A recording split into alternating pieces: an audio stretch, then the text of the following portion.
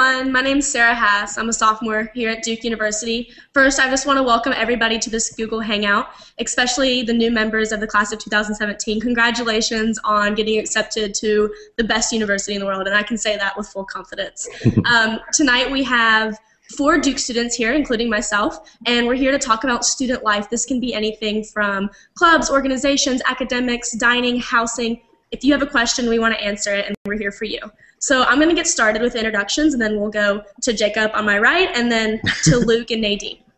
Like I said, my name's Sarah, and I'm a sophomore. I just recently declared the Women's Studies major, and I'm hoping to add Middle Eastern Studies with a concentration in Arabic and education as a minor, hopefully to that in the near future. While I've been at Duke, I am a part of the FAC board, which FAC stands for First Year Advisory Counselor. If you come to Duke when you're a freshman, everybody receives a FAC, so I'm on the executive board of that. I'm also a blogger for Duke's admissions blog. If you haven't ever checked that out, it's blogs.admissions.duke.edu. It's a great access to what the Duke story is really like from the student's perspective. I'm also the social media intern at the Office of News and Communications and involved with things like the Duke Catholic Center. I went on a Duke Engage in Cairo, Egypt, and various other things that I'll be happy to answer questions about. And now I'll let Jacob go ahead and start introducing himself. Well, hello everybody. My name is Jacob Tobiah. I am a junior here at Duke. I'm originally from Raleigh, North Carolina, so I go to school really close to home. And I'm doing a major in Program 2, which is an interdisciplinary kind of make your own major. So my major is in human rights advocacy and leadership. And on campus, I'm really involved in Duke's student government, as well as I'm currently serving as the president of Blue Devils United, which is the undergraduate lesbian, gay, bisexual, and transgender student advocacy group. I'm really excited about that and really involved in the LGBT Center here on campus. As far as Duke programs I participated in, I have studied abroad in South Africa this past summer. I was part of the Duke in New York program last semester. I've done the Duke Immerse program, I've been in Focus, and I've done the Service Opportunities and Leadership program through the Sanford School. I've just done all kinds of programs because programs are the best. If you have any questions about any of those, feel free to ask me. If you have questions about LGBT student life here at Duke or sort of diversity at Duke in general, feel free to ask me. I have a real good insight into that. If you want to talk about activism or being socially engaged in social justice on campus, I'm also here for you. I'm really excited to start talking to y'all today. Great, thanks Jacob. My name's Luke Meyer. I'm from Sarasota, Florida originally. I'm a Duke freshman, proud member of the class of 2016. I am very involved with environmental affairs on campus and the East Campus Council, which is the freshman student government branch that sort of is in charge of East Campus, where all the freshmen live together. So excited to be here. I am hope to be an environmental policy major and public policy major studying international policy. I've gotten very involved in research in the Nicholas School of the Environment and the Sanford School of Public Policy here, so if you have questions about that or other first year experience things, it's all very fresh in my mind as being a freshman. So feel free to ask. Okay. Hi, I'm Nadine, and I'm also a freshman over here in my common room on East Campus. I was in a focus program, like Jacob just said he was, and that's pretty fresh in my mind, so I'd be happy to talk about that. I'm also involved in Duke University Union, which is the programming body on campus, so we do everything from concerts to film screenings and everything in between. I also blog for the admissions blog like Sarah, and I just recently joined a selective living group on campus, so I'd be happy to talk about that as well. So I'm just really excited to answer all of your questions. Great, thanks guys. And just like I said before, for everybody tuning in, please feel free to ask any questions. You can ask questions on the Duke Class of 2017 Facebook. You can also ask questions underneath this Google Hangout. There's a comment section. Please feel free to ask anything. For right now, we're going to start talking about housing on Duke's campus. So if everybody could give a quick intro about where they've lived on campus and what Duke's housing is like, that'd be great. If you'd like to start, Jacob. Sure.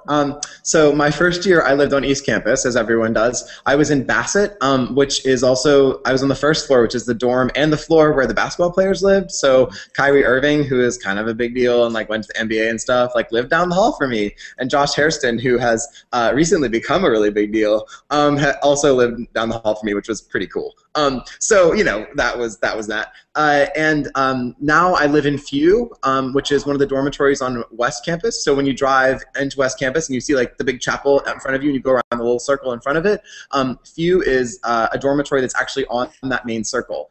So I live in a kind of primo spot. I'm in a living group called Roundtable, which was the first selective living group on campus. And it's a group of people we're dedicated to community and to engaging with faculty, students, and sort of engaging the broader Durham community as a living group. So I can answer any questions about that, but I've had great residential experiences at Duke, and I love where I live, and I love living in the dorms, and I love that we have to live on campus for 3 years and more. I mean, I'm actually going to be living on campus my senior year even, which I think is pretty unique. A lot of schools, kids don't do that. So I really love it because you have a really rich campus environment because of that. Great. Nadine, could you chime in on that? Sure. I was actually just about to explain. For those of you who don't know, all of the freshmen here at Duke live on a separate campus, East Campus, which is really supposed to foster a strong community between all the freshmen. So that's where I'm living right now, in a dorm called Randolph. And you can actually see behind me, this is my common room. And it's a wonderful dorm. Next year, I'll be living on West Campus like Jacob, also with my selective living group, which is called Cooper House. So I'm really looking forward to that as well. I'm excited. I've loved living on East Campus, and I'm excited to see what it's like to live on West Campus. Yeah, definitely. I also live on East Campus, being a freshman, and we call it a separate campus, but it's really just like a 6-minute bus ride to West Campus, so it's not that inconvenient. But I actually live in Duke's oldest building, which is called Epworth House. It's also our most beloved building, I like to think. But it's very small, so we have dorms on both campuses that range from being small, like my dorm, which is 54 people, our smallest, to as large as almost 200 in Blackwell and Randolph area. So it's very diverse, and once you get past freshman year, you have a large influence over where you live and who you're living with. There's lots of great upperclassmen housing options like selective living groups like Nadine and Jacob are in, or you can choose to live with your fraternities or sororities, or you can block with people you're just friends with on a more casual level. But the freshman experience is really cool because we're all living together. You see people who you know constantly just walking around campus because it's like our campus. We like rule East Campus, and that's a very cool experience. So I've loved it, but I'm excited next year to be living in a place called Kilgo Quad. So it's also, it's sort of close to Few in the center of things. So I like it over there. Very cool. Great, that's awesome. So we actually just got a question in from Candace Dunn, and the question for everybody is, how exactly does housing work? Is there a particular housing area that is better than others, and how does choosing a roommate work? So I'll start with that. Housing for freshmen, if you come in as an undergraduate freshman, is going to be completely random. So you can't choose the dorm that you'll be living in, but you can choose the roommate that you'll be living with. You can choose your roommates if you know them before, over Facebook, over any kind of websites online, or you can go random. I've known success stories from all of the above. As for the dorms go, as everybody's kind of explained, all freshmen are in East Campus, and I think there's 14 dorms, so you have the opportunity to be at any one of those dorms, and they all have their perks, they all have their pros and cons. I think if you talk to anybody who lives in a specific dorm, they're going to tell you that they love it, just because the dorm really itself becomes a community, and it's more about the people that you're surrounded with rather than the dorm that you're in. And like I said, each thing has its own quirks, and each thing has its own pros and cons. So for housing for freshmen, once you get paired with your roommate and you get paired into the dorm, that's going to be it for your freshman year. You're going to live there. All freshmen live on East Campus. And then when you move on over to upperclassmen status, so you're a sophomore, junior, senior, you have the chance to either live on West Campus, which is the Gothic Wonderland type-ish that you would see in the pictures, or Central Campus, which is located right in between West and East, as it would, as the name would kind of tell us, and it's apartments. So those are also available under Duke's housing. The thing that's really wonderful about East Campus too is that East Campus has a lot of different clusters of people living together. So for instance, my freshman year I did the Focus program. I was in the Focus through the Ethics Institute, and so I lived with a bunch of students in my dorm that were also from my Focus program. So I had classes with people, 2 of my classes with people a week that I would then see in my dorm, and so we built a really wonderful community that way. And I really like it because when you come onto campus your first year, it can be really it can be hard to build community initially, and so I feel like I sort of came onto campus with a community already available to me. And as far as roommate goes for me, my freshman year, I picked a random roommate, and it worked out really well. I mean, we were matched on very basic sort of compatibility. My roommate ended up being from Romania, and it was really funny because I live 30 minutes away, and so whenever I'd go home and drive back, I would always joke and be like, "Oh man, the traffic on I-40 was terrible. It took me like 40 minutes to get home," and he would just sort of roll his eyes and be like, "You know, it's like a 9-hour plane flight for me, so don't complain." So Jacob, could you explain more what the Focus program is? Yeah, so the Focus program, I think that's really well named because it helps you focus in your first semester of your first year. Because I think the problem it was meant to remedy was that a lot of students felt like they're sort of wandering while they were figuring out their majors and figuring out what they were interested in. So the Focus program, there's I don't even know how many of them are. There's a whole lot, and you apply to participate in them. And so I was in one called Ethics, Leadership, and Global Citizenship, and it sort of focused on refugee issues and ethical issues there as far as corporate and also corporate responsibility in the environment, and looked at ethical inquiry into all of these things. And it was really nice because it was a small program with about 20 students or so, and we had 4 different classes between the 20 students. Everyone would take 2 of them, and then we had a weekly seminar where we would get together for a program dinner and hear from different speakers from the Durham community and from Duke more generally. So it was a really cool experience, and I think I would really encourage everyone to apply for Focus if you get a chance. Great. Nadine and Luke, can you guys chime in about the first year experience in housing? Sure. Ladies first. Thank you. I was just going to add to what Jacob was saying about Focus. I think this year, have recently started something called the Refocus experience. Focus is something that happens first semester, but a lot of Focus clusters second semester now will do some sort of activity or a trip to bring everyone back together second semester to kind of continue the conversation that we started first semester. So I was in the Knowledge in the Service of Society Focus cluster, and just a few months ago, during second semester, we took a bus tour through Alabama and Georgia and North Carolina to learn about the civil rights movement, and that was our Refocus trip. And it tied in really well with a lot of the issues we had been discussing in class, and it was a really nice way to kind of bring our community back together again, even though we no longer had classes together. So that was a really great experience for me. Yeah, so many of those. And another great thing that happens in the dorms is it becomes its own social community because there are things like house councils, which is your house leadership. They put on little events for houses every once in a while, like milkshakes on Friday nights. Some of them are casual. Some of them are larger, like my dorm's going paintballing together in 2 weeks just because we can, and do all these bonding things. And another cool thing about being on East and sort of the randomized housing is you get to meet all these crazy people. Like the guy living in the room to my left is from Jordan. The guys living to the room to my right are from Singapore. Across the hall, one person's from Vietnam. And so I've met all these international students, which has been cool. And I know other people in the dorm have met other people that they haven't been exposed to. So the freshman experience is really awesome.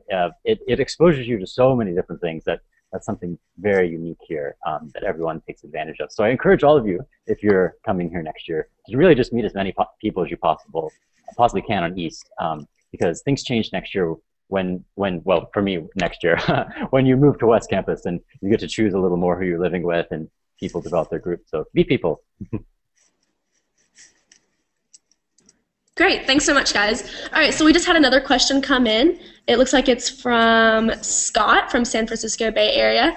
He asked a lot about graduate studies and if any of us are beginning to think about if we're going to be doing something after undergraduate. So I guess I'll start. I haven't, as a sophomore, haven't honestly thought that much about after Duke. I guess when you're at Duke, everything is very in the moment. So you're taking a lot of classes, you're involved in a lot of activities, and that pretty much takes up all your time.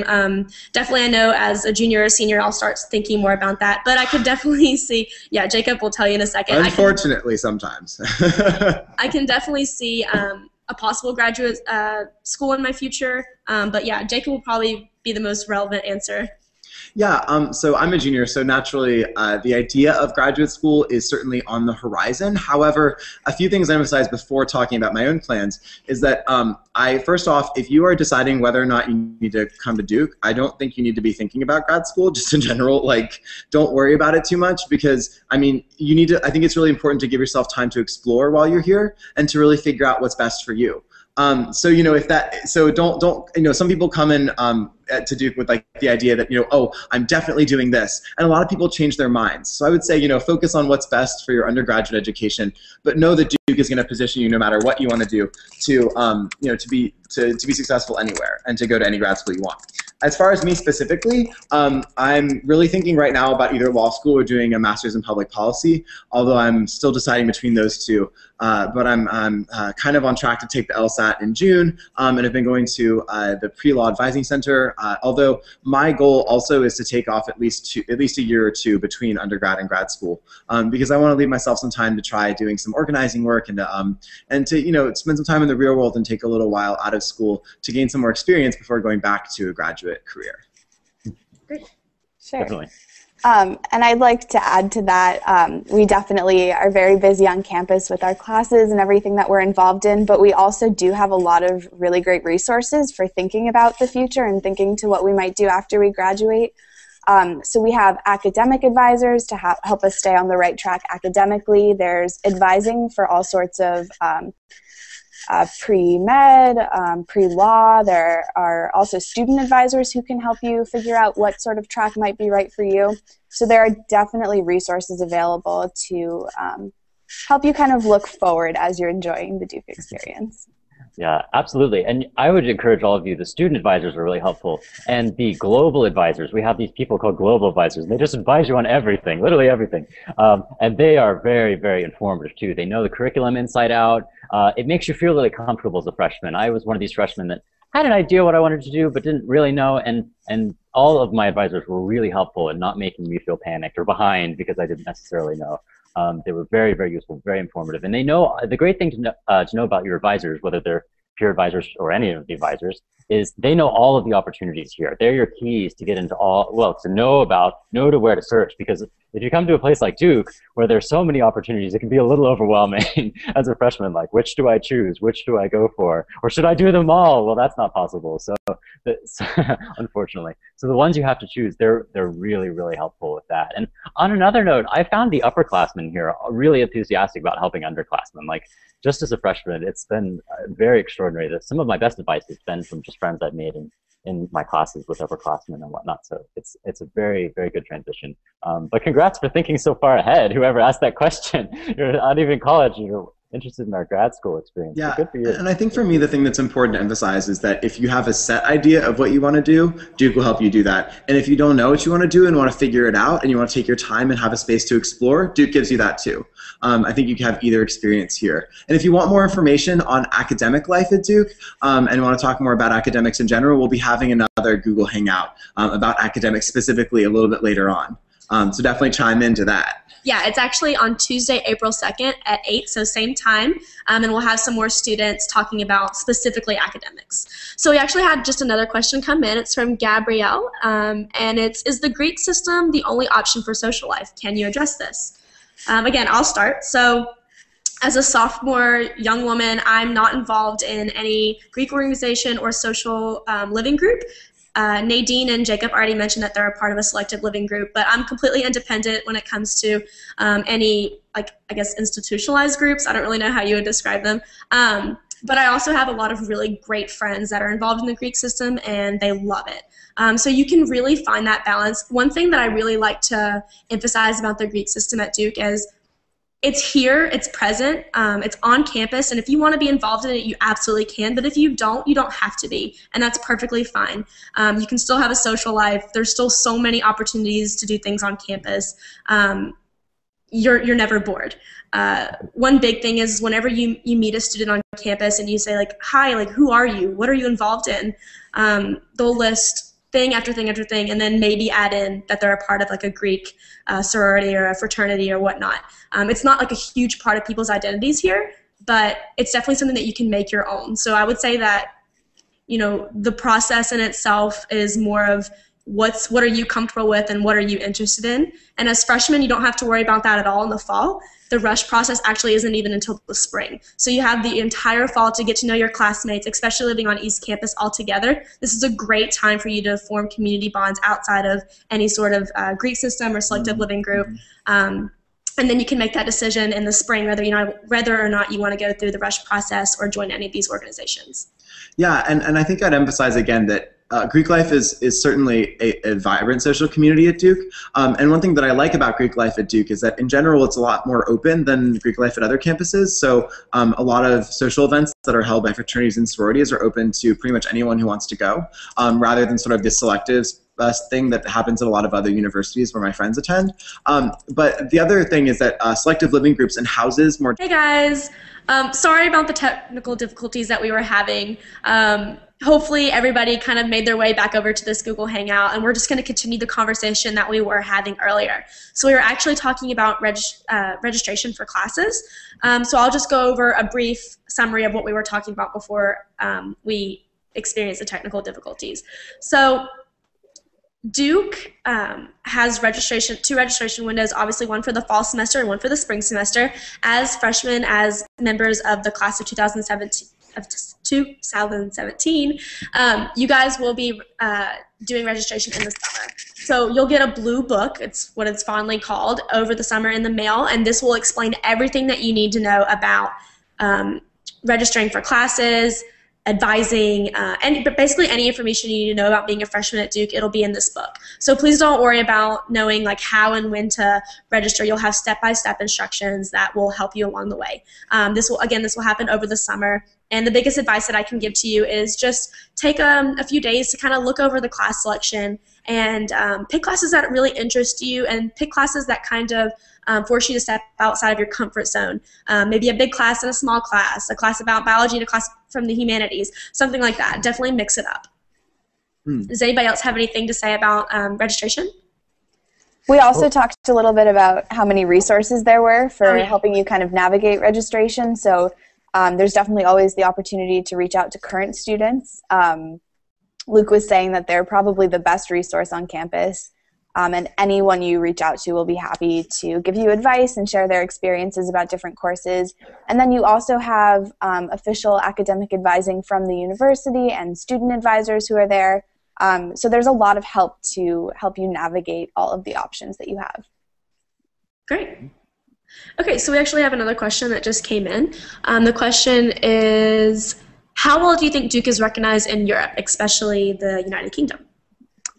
Yeah, so I'd love to talk to that. So this summer I'll be studying abroad at Oxford in the United Kingdom. Duke has many, many study abroad programs in Europe, both over the summer or during the school year. You can spend a semester at the Sorbonne in Paris. You can go to Geneva. You can study at Oxford, like I'll be doing over the summer, or the London School of Economics through one of our partner programs. So Duke runs a lot of study abroad programs because we're so well respected in these countries. It's Duke professors, or they have Sorbonne and Oxford professors. If you want to go to Switzerland, there's a country there. Or there are other programs that Duke will send their professors abroad with you. So if you go to Europe, and my family is originally from Europe, so I go there quite frequently, and you say you go to Duke, people understand what that is. They know where that is. It's heard of. It's on the map. It's on the European map too. So I would venture to say we're very well recognized in Europe. Yeah, absolutely. There's a lot of students from Europe that come to the school. Yeah, I just had a meeting with one of my friends who's from Montenegro, and he's running for student government vice president. So we just chatted about that. Two of my good friends in the Duke of New York program were from London, and then I think 4 of my friends are from South Korea in that program. People from all over here. So definitely, and then little old me is from North Carolina. So definitely don't feel like Duke doesn't have international presence. Okay, so we're actually going to return to one of the questions that we believe was not streamed, and it is, can you describe the LGBT experience at Duke, both as a member of the LGBT community and as someone who is not? and Jacob, will let you take the reins on this. Sure. So I'll just sort of start by saying in general that Duke has a really vibrant lesbian, gay, bisexual, and transgender community. I'm really a regular member of the LGBT Center, which is located in a really prominent place on campus and is actually getting a relocation next year to like a super awesome spot. It's going to be kind of in the main student center, and it's going to be right on the first floor as you go in. We're getting a new space we're really excited about. And just in general, I'll say that I think, people think of Duke and think that it's in the South, so it's going to be not necessarily the best place for LGBT students, and that couldn't be farther from the truth. I'm also from North Carolina. I know that there's a vibrant LGBT community here too, but particularly in Durham. Durham is a super progressive city, and the Triangle, the Raleigh-Durham Chapel Hill area. I grew up here, and it's a really progressive area with a lot of forward-thinking folks. And I think that translates really well into the Duke experience. But also, Duke is just it's a place where you have all different types of folks. And LGBT people are a critical part of the fabric here. They're involved. LGBT people are involved in student government. They're involved in athletics. One of my good friends is manager of is involved in the basketball team. Like, there's lots of different people who are involved. And so definitely, if you're LGBT, that's not going to impede your Duke experience at all. And I would argue that it's actually going to enrich it. As president of the undergraduate LGBT student group, I think that Duke's a really great place, and I sure hope that that is not a reason that you choose not to come to Duke, because I think that would be a very silly one. Because it's a pretty fabulous place to be fabulous. Okay, so we actually have another question that just came in. It's, hi, is there a prominence of self-segregation at Duke? Andrew asks about the prominence of self-segregation at Duke and if certain groups only hang out with each other, or if that's a problem on campus. I would definitely argue that it's not a problem on campus.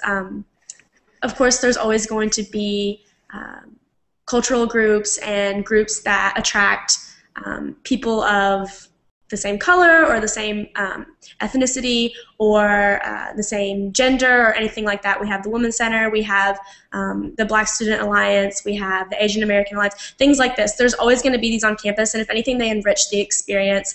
These cultural groups provide an outlet for our students of all students of Duke University, and there's always something to do on campus with these groups. It's never anything that's exclusive, yeah. And if anything, it includes more Duke students. Yeah. I guess I'd also emphasize that sort of minority groups on campus aren't like a marginal part of campus. They're critical to the fabric of what Duke is. So the Asian Student Association hosts Lunar New Year, which is a giant show in our biggest auditorium, huge production value, thousands of students attend every year, and it's a big showcase of culture and of Asian student talent and of all kinds of groups that are not necessarily affiliated with the Asian Student Association at all.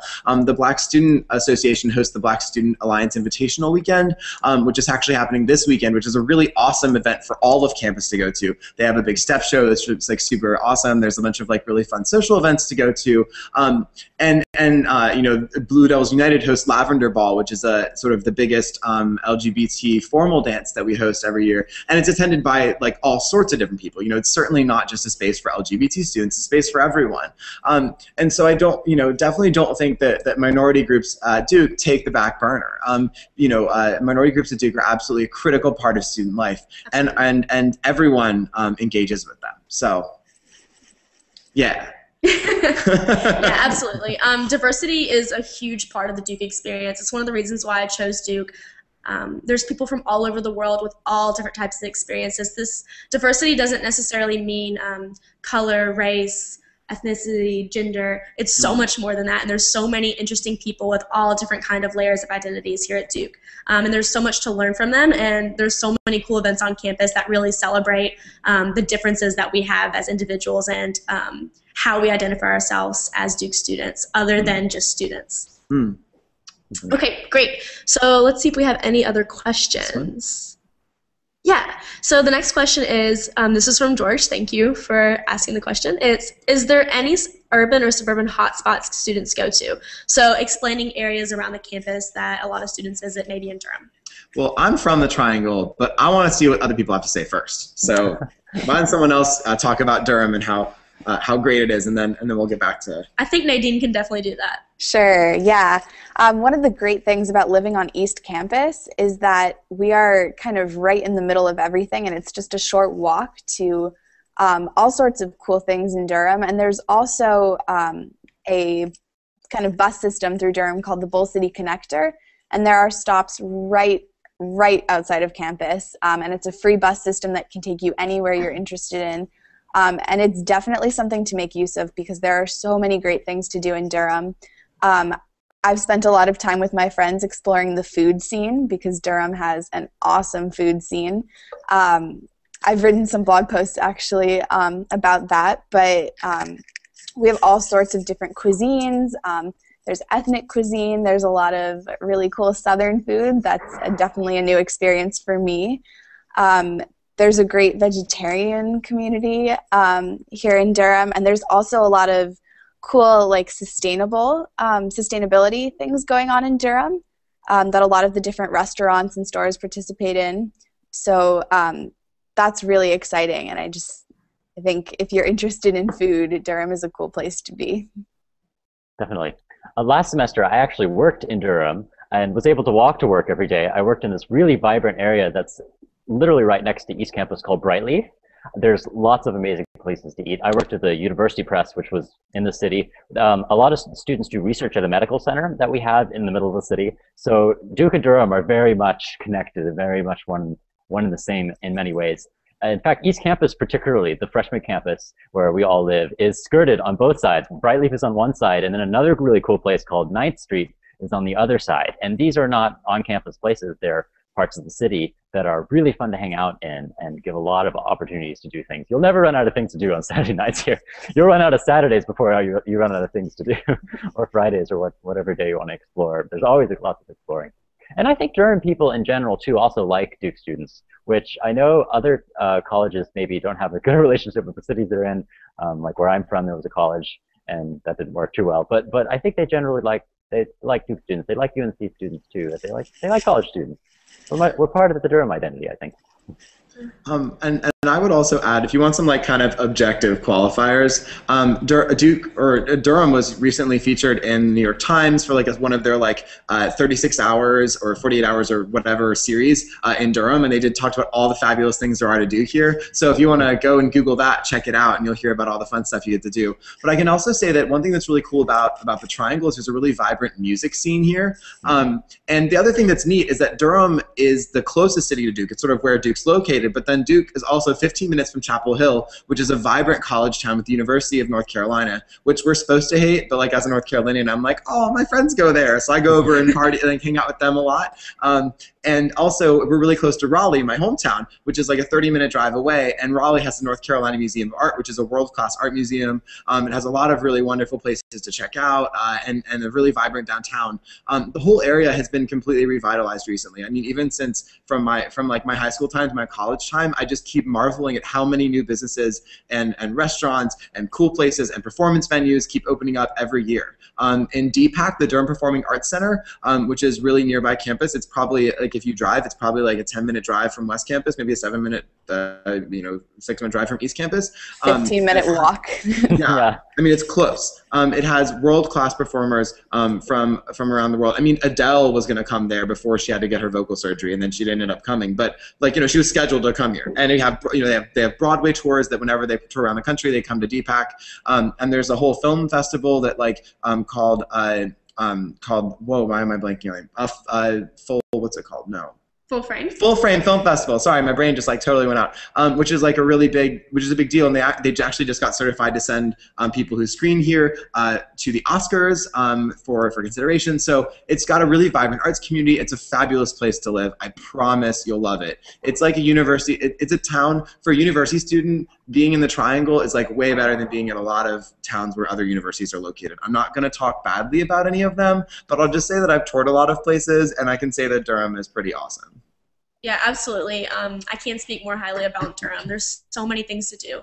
And one of the follow-up questions that I didn't mention earlier from the person who had asked the previous question is there more things to do off campus or on campus? And I absolutely think that as much as there is to do in Durham, and Jacob and Nadine did a great job of explaining all of the opportunities for activities and hanging out with friends and places to eat and seeing a Durham Bulls game or anything like that in Durham. But for as many of those events, there's twice as many on campus for us students. So every single day there's something going on campus. Somebody's holding an event.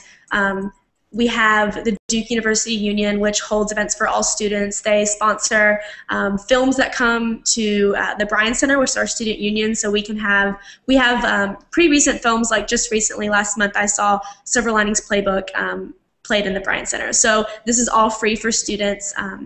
We also have events like dances and semi-formals and dinners with faculty, so there's a lot of opportunities to get to know professors on a closer and deeper level. All of the clubs on campus host certain events that Jacob was mentioned earlier. There's always something to do. There's a calendar that Duke students follow. It's just Duke's events calendar that you can look up online with all of the events on campus. Yeah, and I mean, I think the thing I had to actually get used to at Duke was like, for a while reading the student newspaper, it felt like the cool things you missed out on, like sort of newsletter. And then I'd always look at it and be like, oh my God, there was that talk and there was that event, and how did I not hear about this? I'm like, there's just an overwhelming amount of things happening. And if you're bored, you're just doing it wrong. Yeah. Or it's okay to be bored and watch Modern Family. That's also acceptable. So the next question kind of goes along with this, and I have a really good way to tie it in. It's, what do you not like about Duke? Thanks for that question, because a lot of times we really don't get asked that. And for a second, it took me a while to figure out, like, what don't I like about Duke? And that's me being completely genuine. And what Jacob just said kind of hit it on the head for me. There's so many opportunities at Duke that I honestly feel like I'm not even able to take advantage of nearly as much as I could or would want to. The whole idea of like looking in the newspaper on like Facebook or an events list and being like, man, I really wish I could have gone to that or this, but this is conflicting with this. Like, there's just so many things to do on campus, and so many different students with so many different passions and interests that it's so difficult to kind of like support everyone and go to all of these amazing events. And that's one thing that I would say that I often resent, I guess, about Duke. Just the fact that it's so awesome. That was I'll talk about something that I actually don't like, as opposed to like, I don't like that it's so great. I mean, it's okay. Some people feel that way, and that's a good thing. But for me, the thing I have trouble with sometimes at Duke is that I'm driven and I'm trying to do things, but also I need like creative time. I need time to wander. I need time to think. I need time to sort of like space to not be doing things and sort of explore new possibilities and try new things and all of that. And I think sometimes people have a lot of trouble making time for that here. Everyone is like so driven and everyone's like a super accomplished student, and that's really good because we get a lot of stuff done and it's nice. But like sometimes it's nice to have an unplanned hour to try and figure that, where you don't have anything to do. And sometimes it's nice to have time to be like, hey, let's go explore the Duke Gardens. Hey, let's go wander Durham and see something we can find to do today. Like, hey, want to go check out that new cafe that just opened? Those kinds of things, those kinds of basic kind of human experiences that are accomplishments or academics oriented. And sometimes I feel like, with Duke students, it can be like, oh, do you want to go oh, I'm just really curious about this one, or they want to go spend a day in the gardens. And people would be like, oh, well, I want to, but I have a meeting at 5 and then I have to write a paper and then blah, blah, blah. And it can be really hard to leave time for really creative thought within that space. And you have to work really hard to create those sorts of communities for yourself and to find people who will do that with you. So I guess that's my honest answer about some of the downfalls of Duke. That being said, is that something that's unique to Duke within its peer institutions? Absolutely not. That's going to be true at any universities you go to that are sort of at the same level as Duke. Nadine, Luke, what do you guys think? What don't you like about Duke? Well, one thing that I noticed right at the beginning was it was very challenging, and I went to a high school that's supposed to be challenging, but it was a challenging place, and that adjustment as an early freshman was momentarily shocking, but it ended up being fine. And the other great thing is you'll make friends with the people you're in classes with, so there's sort of a support community with the people you're working with, and everyone is very driven here, so that can sometimes be, it could be a stressful atmosphere, but it doesn't have to be if you take it in the right way, if you view it more as a collaborative attitudes towards things. But the adjustment was difficult because Duke's a hard place. Anyone who goes here will tell you that. But it's definitely can be overcome. You can take it in a collaborative atmosphere. Nadine? What? On there? I think think you're on mute, Nadine. Maybe. Oh, okay. Sorry, what did you say? Go ahead. Nadine, what don't you like about Duke? Ooh, okay. I know, that's a tough one. Thank you, Melissa, for asking this question. It's a great question. It's a great question. It is. It's a good question. I think I'm sure a lot of students can relate to this, but I think at first I was a little bit bitter about being on East Campus as a freshman. It was kind of hard to imagine, like, I'm not living in the same place where all of my classes are, although there are a lot of different departments that have classes on East Campus. So at first I was a little upset about that, but I've actually really come to love it. So that's actually something that I've definitely gotten over. I think Luke was mentioning it earlier, but it really fosters community when you know that you walk into the freshman dining hall and anyone you sit down next to is also a first-year student who's looking to make friends and looking to just talk to somebody. So I guess that's not something that I currently dislike about Duke. It's something that I've come to love. But and maybe one more thing I'll add too is that I think one of the downfalls of Duke, and again, like, I don't think this is unique among our peer institutions. So if you're deciding between here and somewhere like here, like any sort of other like elite school, you know, this is going to be something you're going to encounter. But I think it's important to go into college understanding this. Is that Duke has a really strong pre-professional focus, and I think it's definitely to a fault. That, you know, Duke, it's not something the institution does as much as something that's just a reality here, that a whole bunch of students go into investment banking, go into finance, go into consulting, go into very professional industries, or are hyper-focused on medical school or hyper-focused on law school and are always thinking about the next step and are never thinking outside of the next step. And for someone like me who's really creative and who doesn't exactly know what I want to do and who knows that I want to engage with issues of social justice, that I want to advocate on behalf of the LGBT community, but doesn't know exactly how all of the time, that can be really stifling. And it's really hard to exist in an environment where everyone acts like they have a plan all the time. Because not everyone does, but people always pretend they do. But again, that's something you're going to encounter in a lot of places. So be wary of that and give yourself time to explore. I really mean that. I think that's one of the best decisions I've made about Duke is to chart my own course and to walk off of the beaten path and to do my own thing sometimes in ways that felt risky sometimes, but ended up being some of the more rewarding experiences I've had here. Yeah, absolutely. Okay, so thanks, guys. We're going to move on to the next question. This is from Alex Hayden, and he asks, what are classes like? Size, relationship with professors? Are first-year classes huge, or are they small, like discussion-based? And I'll start with this question. So this is kind of contrasting what I don't like about Duke. This is one of my favorite things about Duke. Classes can range from 300 people lectures to, I had a class my freshman year with 4 other people in it. So you really get to choose and create what you want your academic experience to be like at Duke. I personally love small classes and getting to know my professors on a personal basis, getting to know the students in my class. I like discussion. So all of my classes that I sign up for are usually 20 people and under, and that's a possibility at Duke, and it's something I absolutely love. I also have a friend that hates classes that are that small and prefers to be in huge 200, 300 people lectures. So she signs up for all of those classes. You can really get a mixture of huge classes, small classes, medium size, like 30 to 40 classes. There's all different types. Relationships with professors, it's all up to you. Professors are willing to reach out. Professors want to get to know you. Professors really like strive to get to know the students that they're teaching. And it's all about making that extra effort, talking with them after class, maybe going to office hours. There's also a really cool program called Flunch. So flunching is taking faculty out to lunch. That's where the flunch comes from. And you can literally set up an account online, and you or a group of your classmates can take a professor out to lunch, and it's on Duke's dime, which is great because you can go anywhere on campus. They'll give you a card, and you can swipe in and then enjoy a lunch with your professor talking about the class or anything outside of the class and beyond. Yeah, as far as classes, I mean, in relationship with professors, I'll give you the best anecdote I can have. I mean, I've had classes where I wasn't best friends with my professors, and I just sort of like did the work and got an A. Always. Oh man, if only. But I've also had classes where, like, at the end of the semester, at the end of a big program, where you got to really know your professors. We, had a dinner at the professor's house that they cooked for us, and we, split a bottle of wine.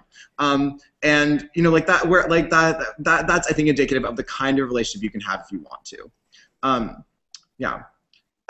Absolutely. From a freshman. Sure. From a freshman standpoint, last semester I was in, all of my classes were around 50 people large, but that's because I chose that. And I was truly amazed. Honestly, I was amazed. I was shocked by this.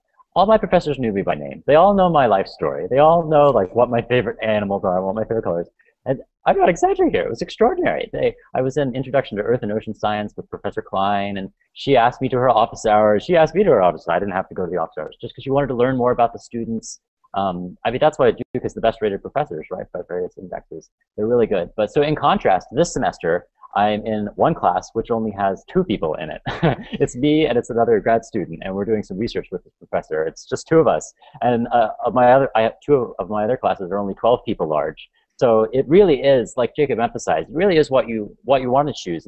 And sometimes you need one of those classes that is larger and you can do the work and just deal with it that way. And other times, if there's a professor you're really interested in getting to know, a lot of times you can do an independent study with them, which is a whole other course where it's just you working with a professor one-on-one that Duke sponsors. So it's been great. It's whatever you're looking for, it's going to be here.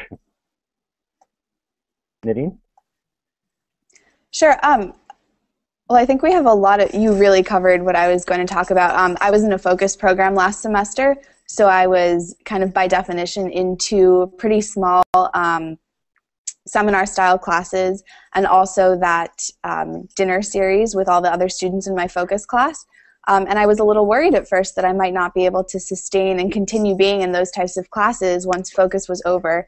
But I was completely wrong. I'm in a class with 8 people, a class with 9 people, and these are completely normal courses. They're not specifically for freshmen. They're open to the entire student body. And so as someone who really enjoys smaller discussion-based seminar classes, I have absolutely no problem finding that even outside of the first year context. Great, thanks. All right, we have another question that just came in from George.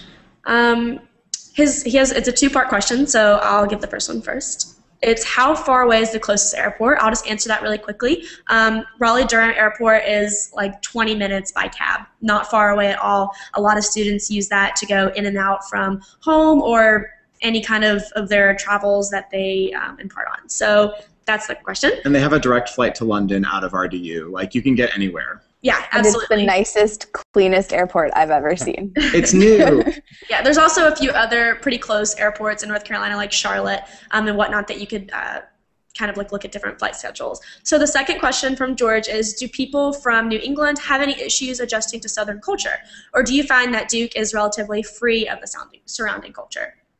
As your resident expert in North Carolina and the Triangle, I guess what I would say is whatever conceptions that you have about the South are probably not accurate for the Triangle area.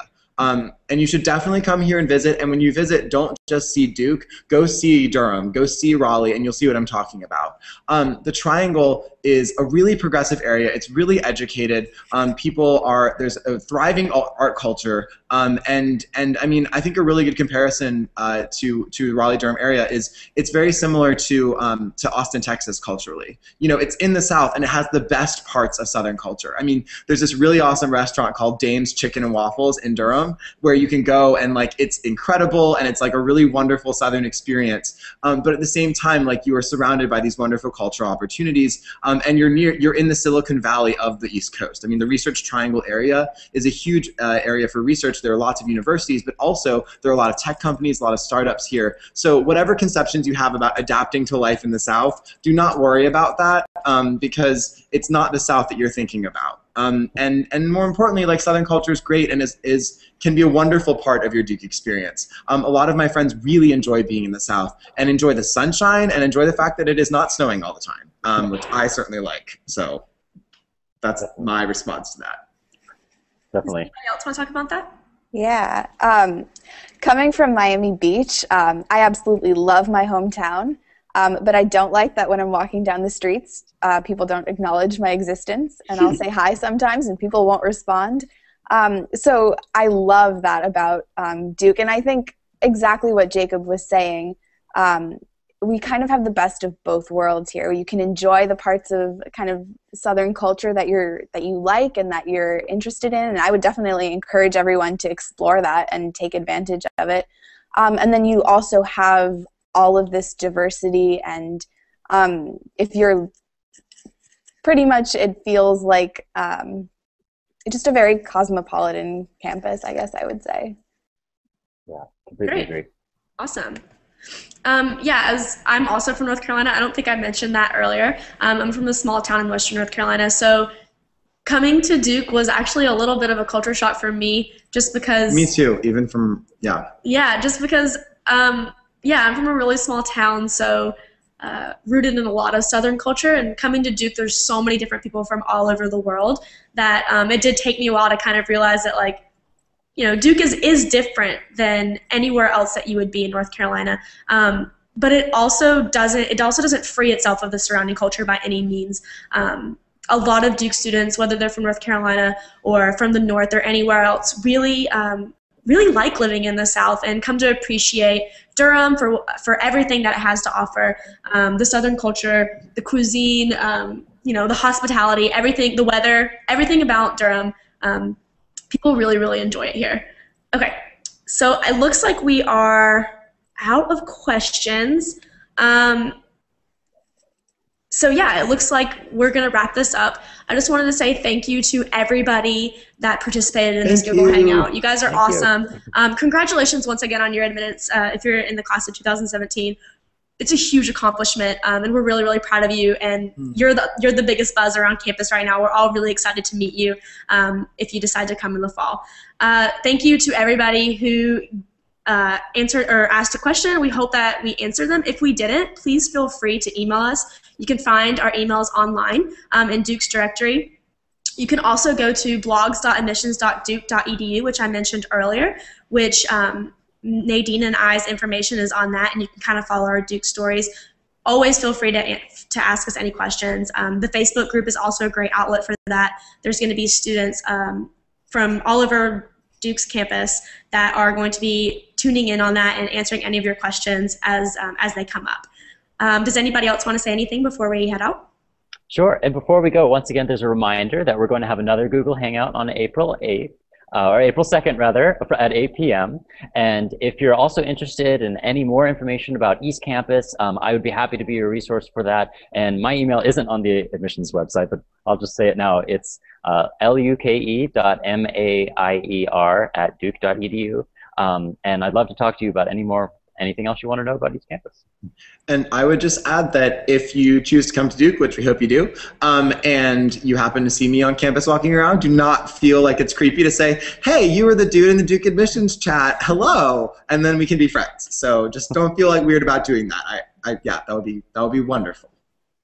We also have 2 brand new social media outlets that we just launched and we're really proud and excited about.